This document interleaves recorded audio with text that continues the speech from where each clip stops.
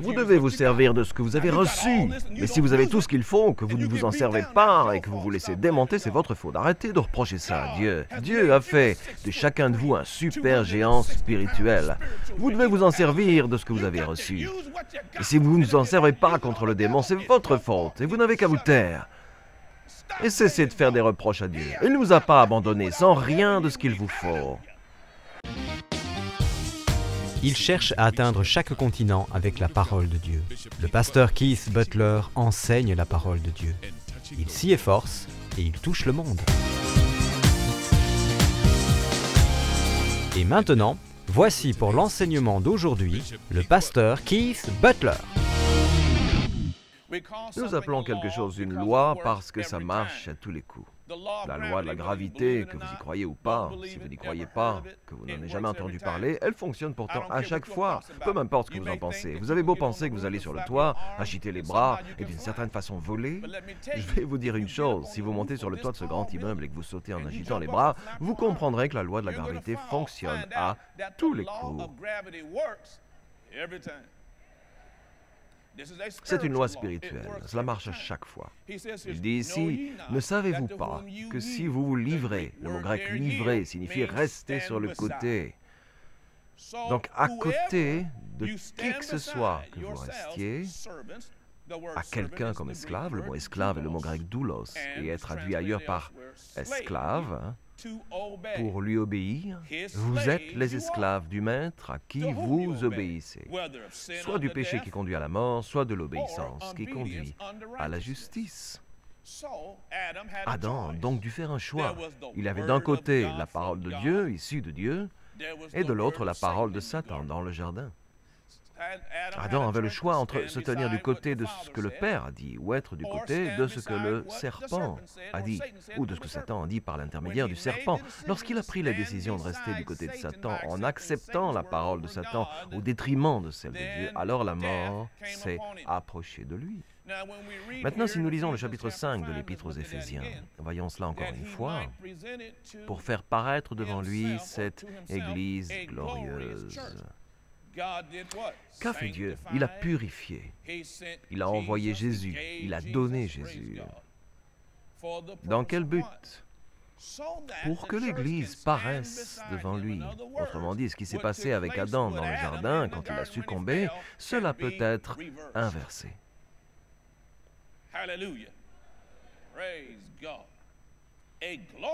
Cette Église glorieuse, sans tache, ni ride, ni rien de semblable, mais saine et irréprochable.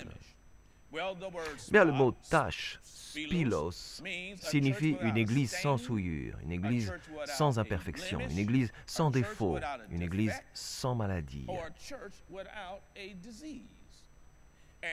Et il a dit ici qu'elle serait sainte. Voici encore le mot agios, sacré, pur, irréprochable et saint, sans reproche. Prions, Seigneur. Bien, nous lisons le verset 29. Il a dit, « En effet, jamais personne n'a détesté son propre corps, au contraire. » Il le nourrit.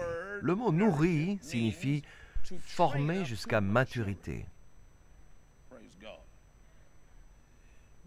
Le fait qu'il le forme jusqu'à maturité le fait grandir, au contraire, il le nourrit et en prend soin comme quelque chose de spécial, tout comme le Seigneur le fait pour l'Église. Le Seigneur fait donc au travers du Saint-Esprit et des apôtres, dans l'Épître aux Éphésiens chapitre 4, les apôtres, les prophètes, les évangélistes, les pasteurs, les professeurs sont censés nous enseigner la parole de quelle façon? En nous formant jusqu'à la maturité. Il faut en sorte que nous grandissions et que nous ne restions pas des bébés. Je refuse de permettre à cette Église d'être une crèche. Et lorsque vous entraînez les gens, qu'est-ce que vous faites? Vous leur donnez des défis.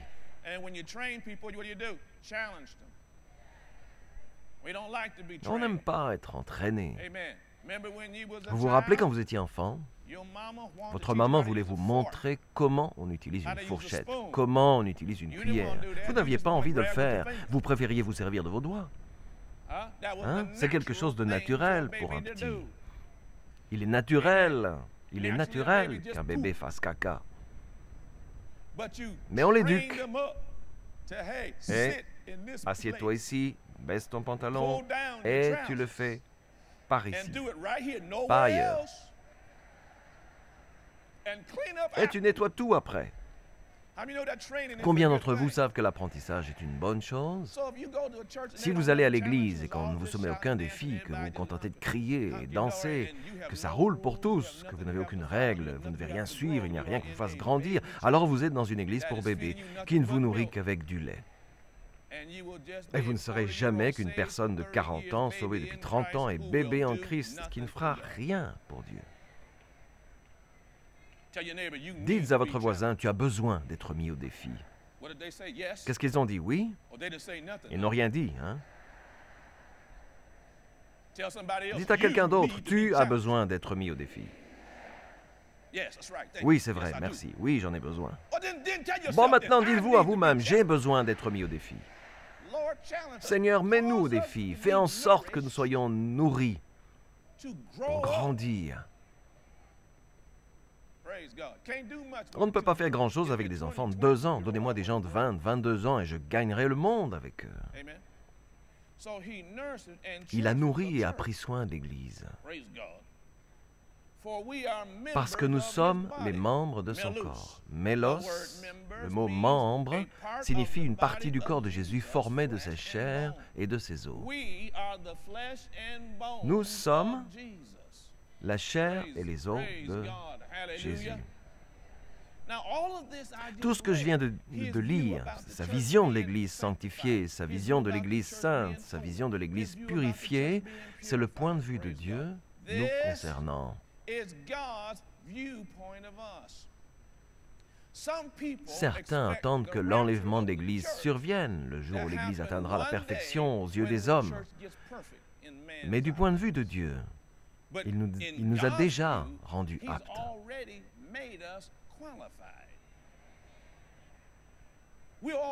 Nous sommes déjà aptes. L'Église est déjà en ce moment apte à être enlevée. Lisez le verset 22. Ce mystère est grand, et je dis cela par rapport à Christ et à l'Église. Il parle de l'Église. L'Église est déjà susceptible d'être enlevée aujourd'hui. Certains attendent en disant, bon, un jour, l'Église sera parfaite, on arrêtera de se battre, on arrivera à être tous d'accord, on fera ceci, cela, et alors l'enlèvement aura lieu. Vous risquez d'attendre longtemps, hein, les amis. Est-ce que vous m'écoutez? Non, vous voyez, nous sommes en lui et en lui. Il a déjà accompli certaines choses avec l'Église. Prenez Jacques, chapitre 5, je vais vous montrer. Vous ne m'aidez pas vraiment à prêcher. Je ne reçois pas énormément d'aide ce matin. Je ne ressens pas d'amour. Allez, quoi? J'ai besoin de ressentir de l'amour. Allez, vous tous. Faites ressentir cet amour à votre pasteur. Allons. Ça, c'est mieux ça. Je ressens un peu mieux cet amour maintenant. Bon, qu'est-ce que la patience? Jacques chapitre 5, verset 7 dit « Soyez donc patients, frères et sœurs, jusqu'au retour du Seigneur. Voyez le cultivateur, il attend le précieux fruit, la production de la terre. Le cultivateur, le jardinier, celui qui s'occupe de tout cela, en faisant preuve de patience envers lui jusqu'à ce qu'il ait reçu ou qu'il puisse récolter les premières et les dernières pluies. Que fait la pluie? La pluie fait pousser les choses. Si vous plantez une semence et qu'il pleut, en un rien de temps, elle se développera. Bien, les premières pluies sont arrivées dans les Actes des Apôtres, chapitre 2. La pluie du Saint-Esprit est arrivée à cet étage du haut. L'Église est née. Alléluia. Car il y a de cela 2000 ans et la pluie continue à tomber et Dieu continue à récolter. Autrement dit, il a attendu l'enlèvement de l'Église pour garder la porte ouverte afin que plus de gens puissent y accéder. Pour que votre maman et votre papa et votre sœur et votre frère et vos petits-enfants et tous les autres qui n'ont pas encore intégré l'Église puissent le faire. La porte n'est toujours pas fermée. Il éprouve une grande, grande compassion pour eux. Et il gardera la porte ouverte encore longtemps. Je suis heureux qu'il ait laissé la porte ouverte assez longtemps pour que je puisse y entrer, moi. Pas vous? Nous lisons le verset suivant. Vous aussi soyez patients, affermissez votre cœur, car le retour du Seigneur est proche. Il est proche selon Dieu. Laissez-moi ajouter quelque chose à ça. Prenez la deuxième épître de Pierre, chapitre 3, c'est tout près, verset suivant. Les deux livres suivants, deuxième épître de Pierre, chapitre 3, nous lisons le verset 8. Mais s'il y a une chose, bien-aimée, que vous ne devez pas oublier, c'est qu'aux yeux du Seigneur, un jour est comme 1000 ans, et 1000 ans sont comme un jour. Il n'a pas dit « était », il a dit « comme un jour ». Le Seigneur ne tarde pas dans l'accomplissement de la promesse, comme certains le pensent. Au contraire, il fait preuve de patience.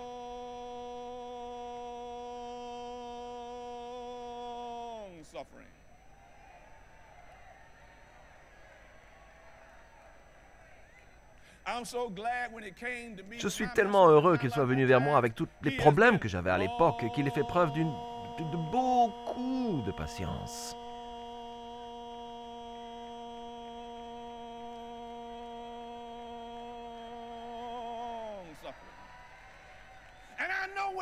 Et je sais que quand il est venu vers vous avec vos problèmes occasionnels, Dieu a fait preuve de beaucoup de patience.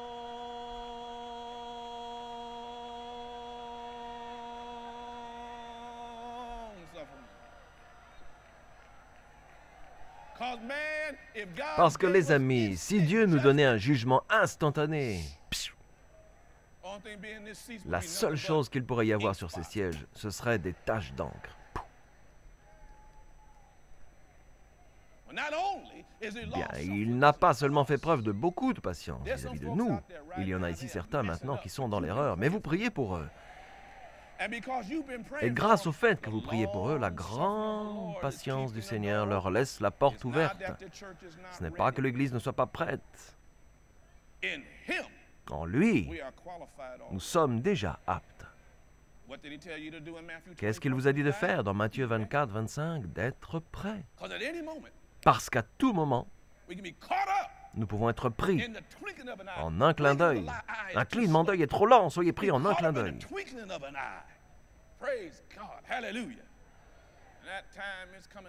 Et le temps est venu. La question est, êtes-vous prêt? Maintenant, nous revenons à l'épître aux Éphésiens, chapitre 1. Oh, j'ai déjà prêché plein de bonnes choses. Merci Seigneur. Tu es si bon pour moi. Merci Seigneur d'être si bon pour mes frères et sœurs. Merci Seigneur d'être si bon envers nous, ton Église. Nous en étions restés au verset 4. Et sans défaut devant lui, dans son amour, le verset 5, il nous a prédestinés. Ça veut dire qu'il nous a prédestinés, ou qu'il vous a prédestinés, à être ses enfants adoptifs. L'adoption signifie être révélé comme ses propres enfants. Voyez comment? Par Jésus-Christ. Vous le voyez, ce n'est pas par le travail, ce n'est pas par ascétisme, ce n'est pas en vous flagellant, ce n'est pas par la pénitence, c'est par Jésus-Christ. C'est ce qu'il a voulu dans sa bienveillance.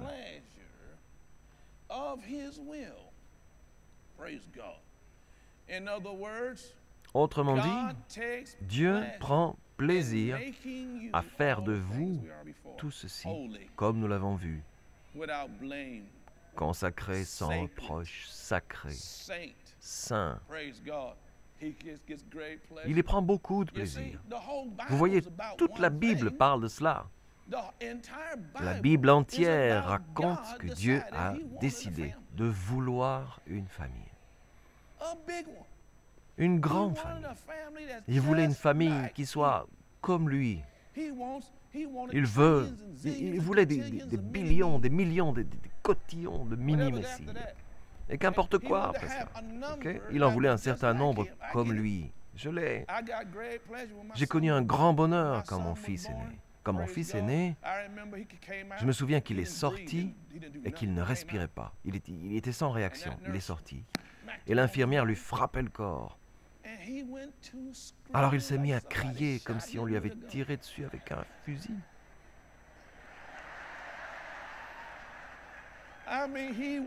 Il allait... Ce petit gars est devenu tout rouge. Et après, quand je l'ai tenu dans mes bras, je lui ai dit... Demandez à sa maman, il allait... En fait, il s'est dit... c'est mon papa, il vaut mieux que je me taise. Alors je l'ai regardé. C'est moi. Vous voyez? Vous voyez? Je suis en lui. Avant cela, lui était en moi. Je me promène avec lui. D'accord? Il était en moi.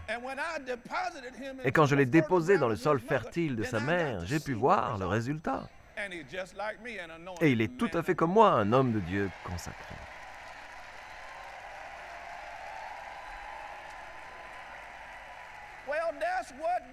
Eh bien, c'est ce que Dieu le Père avait dans l'esprit avant la création du monde. Qu'il y aurait tellement de lui en miniature, exactement comme lui. Saint, irréprochable, sans défaut, consacré. C'est de tout cela qu'il s'agit. Lui qui a... La Bible entière parle de lui et de sa grande famille. Et si vous n'avez pas encore reçu son Fils, le Seigneur Jésus-Christ, il vous propose de vous joindre à nous. Et si vous nous rejoignez, vous serez certainement heureux. Criez Amen, vous tous. Bien, voyons ici ce qu'il a dit au verset 6. Pour que nous célébrions la gloire de sa grâce.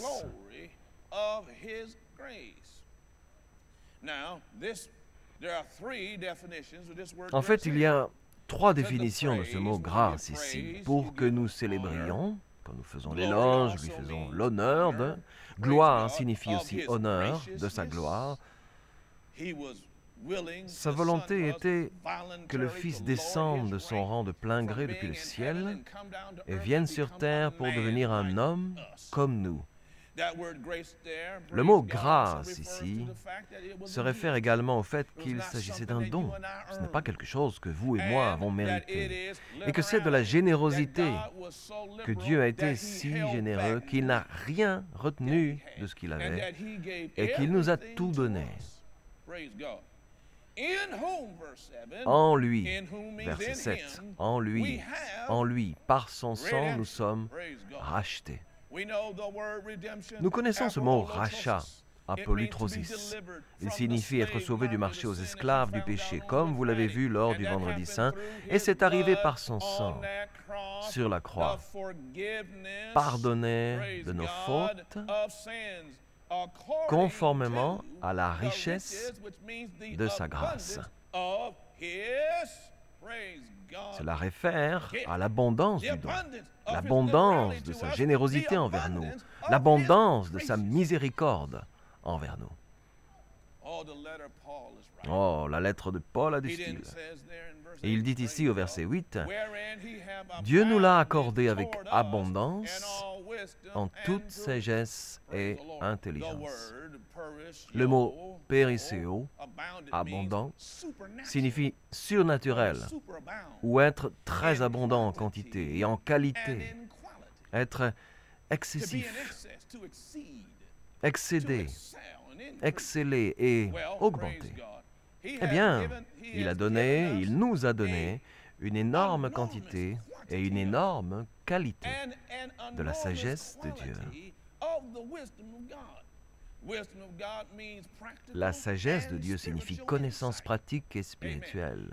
Il nous a donné accès à l'ensemble des connaissances pratiques dont nous avons besoin pour vivre avec succès en tant qu'enfants de Dieu sur cette terre, Et il nous a donné l'ensemble des connaissances pratiques dont nous pourrions avoir besoin pour vivre avec succès sur cette terre et mener à bien sa volonté. Nous sommes sans rien.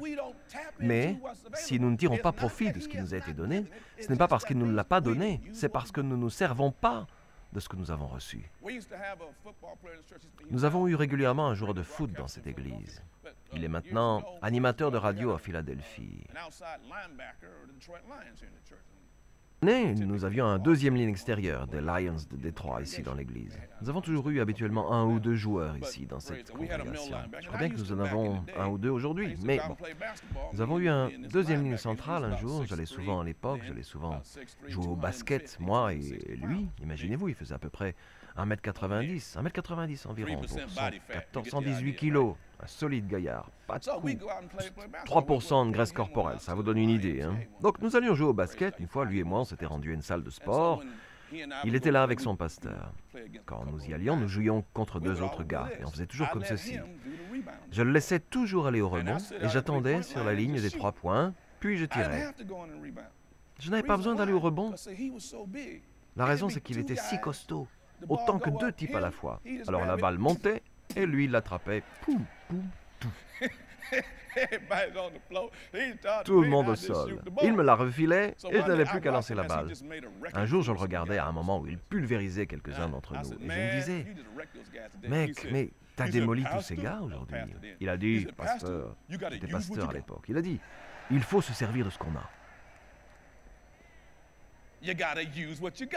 Vous devez utiliser ce que vous avez. Maintenant, si vous avez reçu tout ça et que vous ne l'utilisez pas, et que vous vous laissez démonter, c'est votre faute. Arrêtez d'en vouloir à Dieu.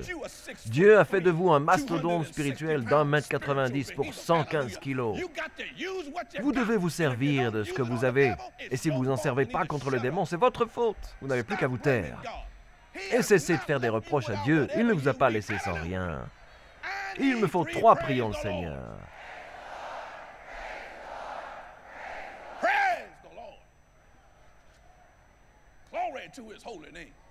Gloire à son saint nom.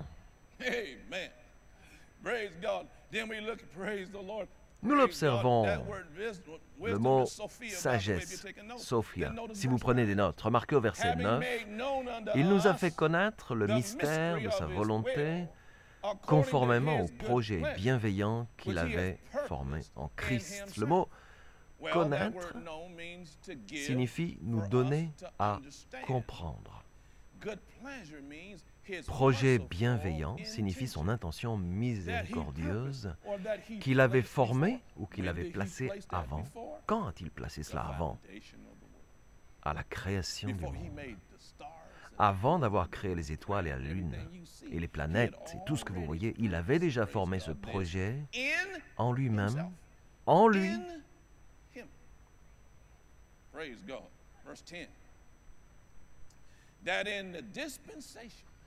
Pour le mettre à exécution, lorsque le moment sera vraiment venu, à savoir de tout réunir sous l'autorité du Messie, ou en lui, aussi bien ce qui est dans le ciel que ce qui est sur la terre. Bon, le mot dérogation signifie administration. L'administration ou le moment venu. Le moment venu est le moment convenu ou le bon moment. Le moment venu est la saison dure. Le moment venu, c'est le temps de la récolte. Jésus a dit que seul le Père connaît le moment choisi qu'il a placé dans sa propre volonté pour l'enlèvement de l'Église. Alors peu m'importe que beaucoup essayent de vous donner la date à laquelle l'enlèvement aura lieu, et ils ne la connaissent pas. Prions le Seigneur. Vous voyez, la prière est particulièrement efficace quand vous reconnaissez Jésus-Christ comme votre Seigneur et votre Sauveur. Les Saintes Écritures disent que Dieu nous a tant aimés qu'il a donné son Fils unique. Et vous vous demandez comment puis-je me joindre à lui? Comment puis-je renaître? Comment puis-je me régénérer? Eh bien, tout ce que vous devez faire, c'est prier avec moi. La Bible dit dans l'Épître aux Romains, chapitre 10, verset 9, « Si de ta bouche tu confesses que Jésus est Seigneur, et si dans ton cœur tu crois que Dieu l'a ressuscité des morts, tu seras sauvé. » Le verset suivant dit, « En effet, croire dans son cœur conduit à la justice, et confesser de sa bouche conduit au salut. » Et enfin, il dit au verset 13, « En effet, quiconque invoquera le nom du Seigneur sera sauvé. » Priez maintenant avec moi. C'est bien, penchez la tête. Et priez bien fort de tout votre cœur avec moi, cher Père Céleste. C'est ça. Maintenant, priez avec moi, cher Père Céleste, au nom de Jésus.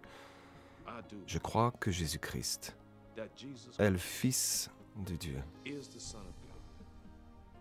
qu'il est mort pour moi sur une croix, qu'il s'est chargé de mes péchés, qu'il est allé en enfer à ma place, a accompli mon châtiment et maintenant est sorti du tombeau.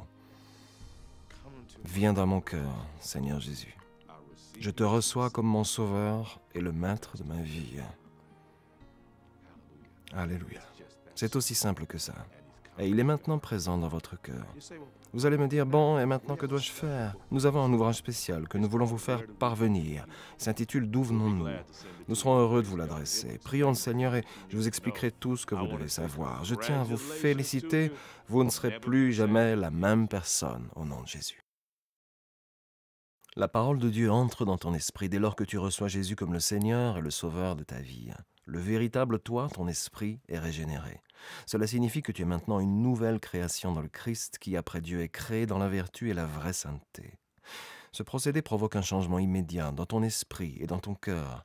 Toutefois, pour continuer ce procédé de changement, tu dois ranger tes anciens habits et apprendre comment cheminer dans ta nouvelle vie avec Dieu en commençant ta journée en prière avec le Père.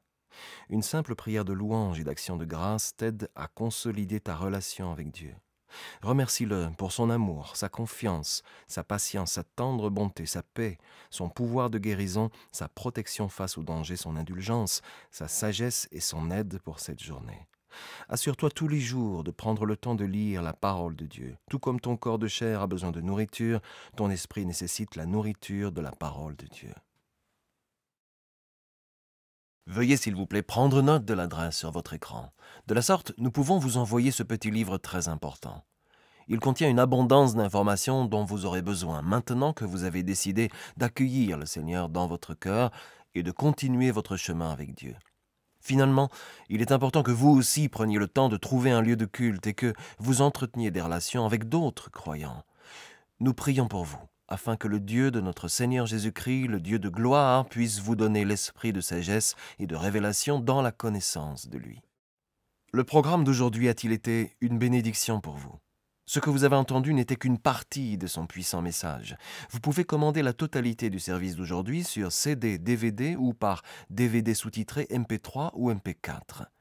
Il suffit simplement de visiter notre boutique en ligne sur www.keithbutler.org ou d'envoyer un courrier à l'adresse inscrite sur votre écran, ou de nous appeler.